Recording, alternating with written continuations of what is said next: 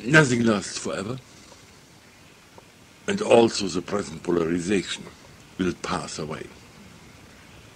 But for the time being, one must say that the rational conduct of politics by the American government is seriously impaired because the range of action is narrowed down, because actions must not be in effective conflict with the utopian fantasies.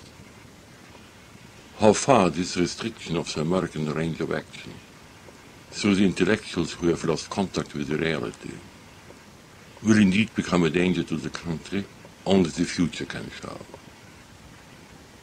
Certainly what is present is a huge force of aggressive intellectual dishonesty which penetrates at least the academic and other public strata of society and will require correction in one form or another when a situation should ever become really critical. Once certain structural elements in reality become differentiated and are raised into articulate consciousness, they develop a life of their own in history. One of the important insights gained by the philosophers, as well as by the prophets of Israel and the early Christians, is the movement in reality toward a state beyond its present structure. As far as the individual human being is concerned, this movement obviously can be consummated only in and through death. The great discovery of the classic philosophers was that man is not a mortal, but a being engaged in a movement toward immortality. The athanatizing, the immortalizing as the philosopher's existence, is a central experience in both Plato and Aristotle. In the same manner, the great insight of Paul was the movement of reality beyond its present structure of death into the imperishable reality that will succeed it through the grace of God, that is a state of aphtharsia. This movement toward a state of being beyond the structure of being experienced as real in man's existence in life and death injects a further tension into the problems of existential order, insofar this order of existence has to be organized in such a manner as to lead towards the state of imperishable immortality. Not everybody, however, is satisfied with the organization of his existence in the direction of this movement, but prefers a shortcut and certainty right in this life. The expectation that the structure of reality can be transfigured in such a manner that it reaches an imperishable perfection is therefore a constant in history as soon as the problem is differentiated. Already the Jewish apocalyptic thinkers expected that the misery of successive empires, of which they were the victims, would soon be superseded by a divine intervention that would produce the state of glory and the end of empire. Even in Paul, the expectation of a second coming in the time of the living is only slowly revised under the impact of the experience of man dying before the second coming, and the metastatic expectation of the new world succeeding the old one on short order for those who live now is a permanent factor of disturbance in social and political reality. The movement had been suppressed by the main church with more or less success, at least so far that the apocalyptic expectations were pushed into sectarian fringe movements. But beginning with the Reformation, these fringe movements move more and more into the center of the stage, and the replacement of Christian movements by secularist expectations has not changed the structure in the least.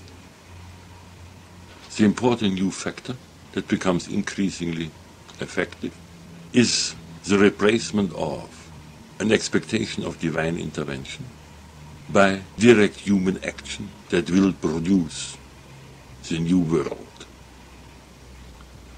Marx, for instance, expects from the blood intoxication of a violent uprising the transformation of man into Superman. When the expected transformation through blood intoxication in 1848 did not occur, he later settled for a transitional period which he calls the dictatorship of the proletariat. But at least he was still clear about it that external actions, like the taking over of the means of industrial production by the government, did not produce the transformation. On the upper level of Marxists, that is still quite clear. The establishment of a communist government is an external event which has for its purpose to produce in due course the expected transfiguration into the superhuman perfection. Marx knew perfectly well that the establishment of a communist government per se meant no more than the aggravation of the evils of a capitalist system to their highest potential. On the Bulgarian level of later Marxist sectarians and contemporary utopians, the understanding of this problem has disappeared and been replaced by something like a magic of action. The eschatological state of perfection will be reached through direct violence. The experience of the tension in reality, through the experience of a movement in the reality beyond its structure, has been transformed into the magic vulgarity of aggressive destruction of social order. Still, so this experience is exposed to the Bulgarian transformations just indicated, the experience is real, or it could not have this permanently motivating effect, even in its deformations. Hence, every philosophy of history must take into account that the process of history is not a process within the world, but in the in-between of this worldly and otherworldly reality.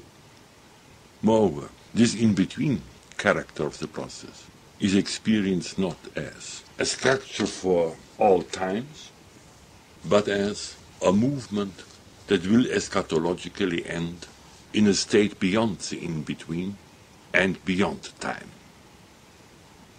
No philosophy of history can be considered to be seriously dealing with the problems of history unless it recognizes the fundamental structure of eschatology in the process.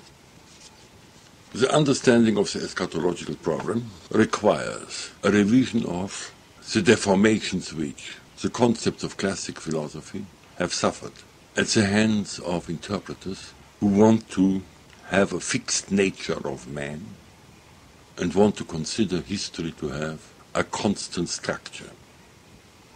The classic philosophers were quite aware of the problems of eschatology, as I have just indicated.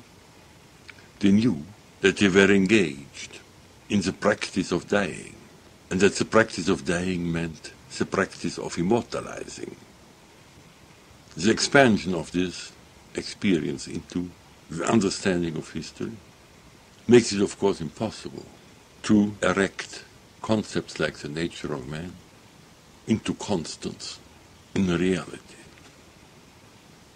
This, however, and there lies the difficulty of understanding the problem, does not mean that the nature of man does change in history. In this very process of history, precisely it does not change, but becomes luminous for its eschatological destiny. And the process of its becoming luminous and the tension being raised to conscious awareness adds to the understanding of human nature and its problems. but it does not abolish human nature in the here and now of spatio-temporal existence. The eschatological expectation and its consciousness is an ordering factor in existence, and the understanding of man's existence as that of, in the Christian sense, the viator, the wanderer, the pilgrim towards the eschatological reality.